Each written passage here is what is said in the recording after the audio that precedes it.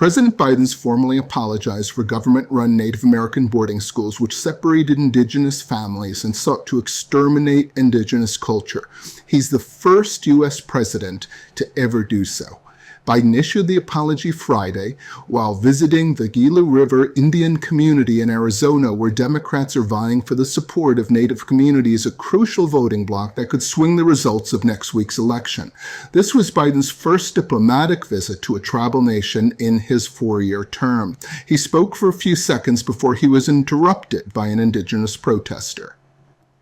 The federal Indian boarding school policy, the pain it has caused, will always be a significant mark of shame, a blot on American history.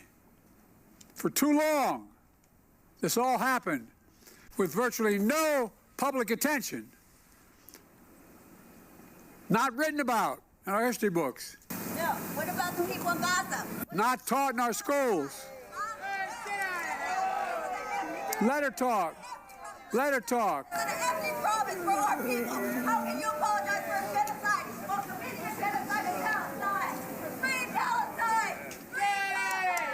No, let her go. There's a lot of innocent people being killed. There's a lot of innocent people being killed, and it has to stop. The U.S. government operated hundreds of boarding schools from 1819 to 1969 where children reported horrific physical, sexual, and psychological abuse. An Interior Department investigation this year found nearly 1,000 indigenous children died while at these schools. Biden was joined Friday by Interior Secretary Deb Haaland, the first ever Native American cabinet secretary member of the Pueblo of Laguna, whose grandparents were forced to attend boarding schools. Tens of thousands of indigenous children as young as 4 years old were taken from their families and communities and forced into boarding schools run by the U.S. government and religious institutions. These federal Indian boarding schools have impacted every indigenous person I know.